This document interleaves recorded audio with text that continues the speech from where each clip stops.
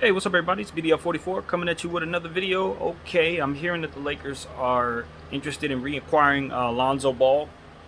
Um, Now, if you've been following me, you know for a fact that that's exactly what I've wanted for the Lakers to do since basically they got rid of him. I felt like the only reason why we got rid of him is because of the fact that he needed to be a part of the deal in order to make the numbers work for AD. I don't think anybody really actually ever wanted to give up on him, to be honest with you, not in the organization. I don't think anyone really lost faith in him within the organization. I think the media portrayed Lonzo Ball in such a way, coupled with his own bad play during his tenure with our team, that made it so that a lot of people hated him and felt like it was cool to hate him.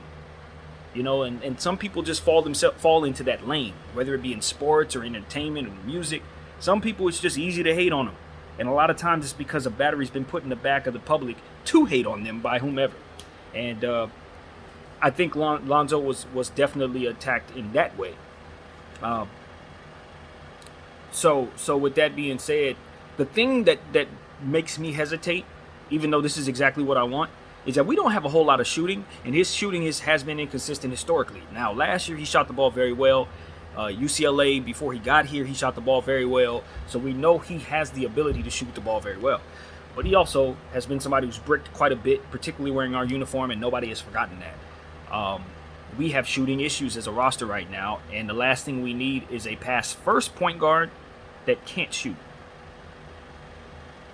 So if Lonzo were to revert back to his old self, we'd have a problem on our hands because that doesn't fit what we have. However, I know his game, and I also understand how well he and LeBron James got along in terms of chemistry.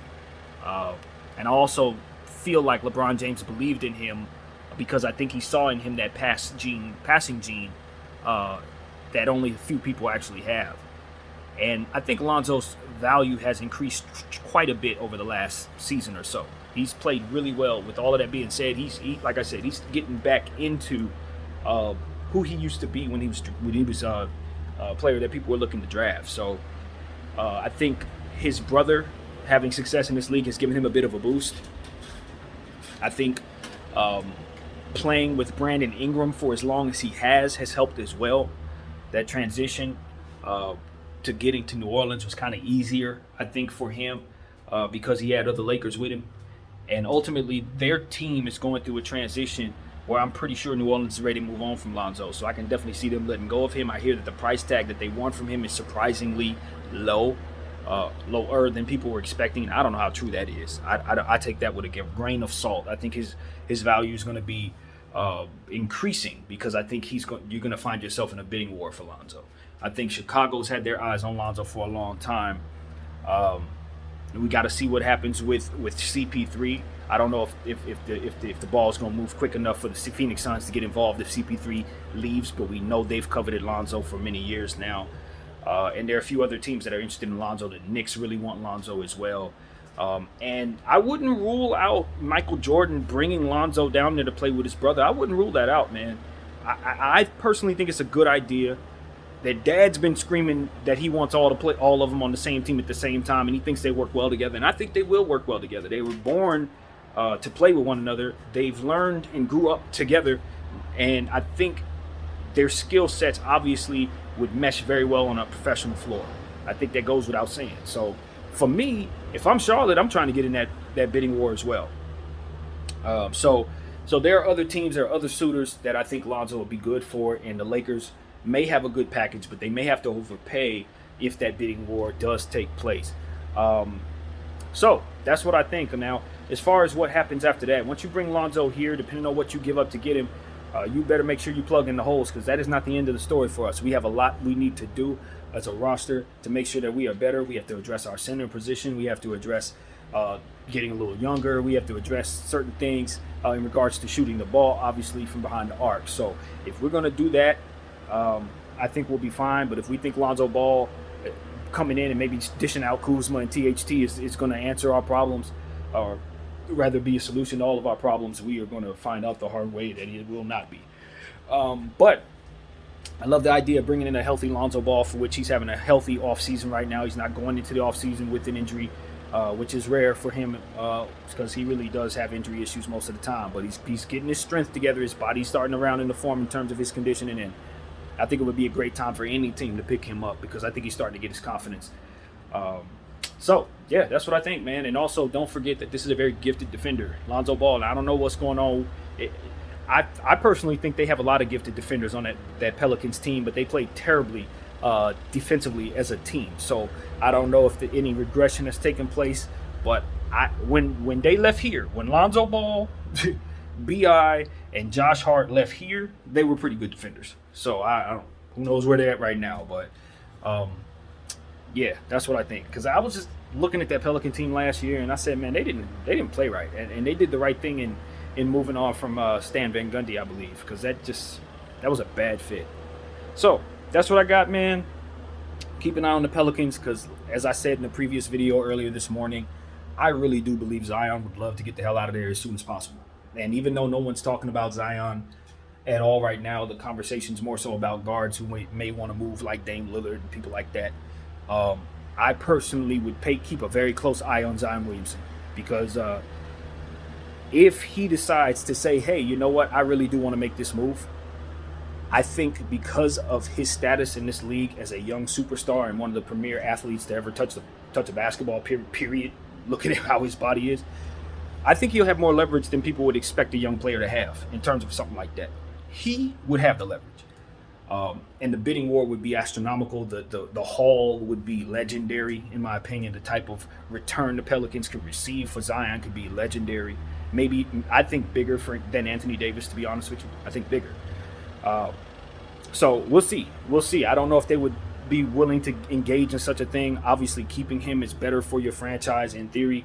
But my thing is, they're going to have a hard time building around him in the time frame that he's going to want, and he already wants out. So it would be wise to not let this thing drag on and go through this process like you did with AD. Of course, I haven't heard anything from his camp. No sources or anything. I'm just speculating, but I'm looking at what he did there when he was talking about the New York Knicks, and then I'm looking at also how the tea leaves are going with the team that he's on, New Orleans. They're about to trade Lonzo. We don't know what's going to happen with some of that other roster. They just fired the coach. It's a lot of instability there. And although he's a fresh, young talent, he just got on the scene, he can look over just like the rest of us and see people like Dame Lillard. He can look over and look at careers like Kevin Garnett's and say, I don't even want to start down that path. To be honest with you, and if I'm him, I'm probably thinking that. I could respect where Devin Booker's at, but things fell into place for Devin to be in this situation. He one could argue he may not be in this situation again if he doesn't leave Phoenix. You know what I mean? One could argue. So I don't know if a guy like Zion Williamson even wants to go down that path. Why even start down that road when you have your mind set on being elsewhere already anyway? So that's where I'm thinking. I'm not trying to discourage New Orleans fans, but the problem with your team is you just haven't done nothing to make the young players that you've been so lucky to draft want to be there, man. The players you put around them don't fit the times that you're in. You got to get some more shooting and more free-flowing, high-paced play with a high-powered coach. You know what I mean? Somebody who knows how to run a young team. They've done everything wrong pretty much since they drafted Anthony Davis, to be completely honest with you. They've done everything wrong. And although they've had good players like Drew Holiday come through there and Boogie Cousins and Rondo, they still haven't put themselves in a position to be seriously relevant at all, despite having, some of the best talent to come through the draft in decades, quite honestly. You talk about Zion Williamson and Anthony Davis, you can't name too many guys that came in to the draft with higher value than those two. So with that being said, anybody excited about New Orleans? I don't know. I'm trying to get out of there if I'm any of those guys, with the exception of maybe B.I. who just got paid. So I don't know, man. I don't know. We'll see where they go from here, but I'm already looking at the Knicks. I'm already saying Juju move. That's my spot. If I'm Zion, honestly, move. That was always my spot. I should have been drafted there. Move. Go somewhere else. That's exactly what I'm saying to Julius. I'm not even kidding. So that is what it is. And so on and so forth, man. I also want to talk about something completely different since I got you guys here. Since I'm turning off the camera and keeping it going, we just go keep this rolling. I want to talk about Dame Lillard possibly going to the Golden State Warriors. Now this is getting interesting because, from what I understand, it's starting to hit ESPN and Fox Sports. So when they start talking, then you start saying, well, maybe there's some chance this could possibly be taking place. I've been seeing it on Facebook for a while, but I don't bring you guys everything that I see because some of that stuff is just doesn't even make any sense. But this is starting to take steam. Apparently, the Golden State Warriors are trying to do everything they can to get themselves in the Dame Lillard sweepstakes. Now, if we're talking about bidding wars, you're not going to find much of a higher bidding war than Dame Lillard. You already know he has suitors all over the league and guys with picks that they can toss at Portland, players they can toss at Portland, the combination of both. So Portland is in a position to get a really good haul, but they're in a space of transition because they just fired their coach and brought in Chauncey Billups. Billups signed up for a certain type of job, and I don't know if they're going to be able to deliver Dame Lillard to Chauncey Billups. I think he came there to coach Dame Lillard, and I don't know that he's going to. So that's going to be really interesting to see how that plays out. But the bottom line is, it seems to me, if I'm reading the tea leaves, Dame is gone. I'll be honest with y'all. He may start the season as a Portland Trailblazer, but in his mind, he's already out of there. There's too many different things going on around Dame. Dame's not the kind of guy that usually plays around and stuff like that. But he's doing stuff that's letting us understand that he's tired of Portland. He's tired of where this is going. He's not happy with the changes that they've made. He's not looking to move in the direction that they seem to want to go in. That part is obvious to me. He's done everything but come out and say that. And so he's a loyal dude. You know he don't want to hurt nobody's feelings. You know he feels responsible. But now an opportunity to go home has just arrived. Suddenly the Golden State Warriors covet him. And you think he don't want to be there? I said to you guys, I didn't think he would go to Golden State because I didn't think he would want to go up there and step on Steph Curry's toes. But what I also understand is that Dame Lillard is a 2. He's a 2. I want to say masquerading as a 1. But he's so great at what he does that you don't want to disrespect him. He can pass the rock and facilitate. He's not deficient in those ways at all.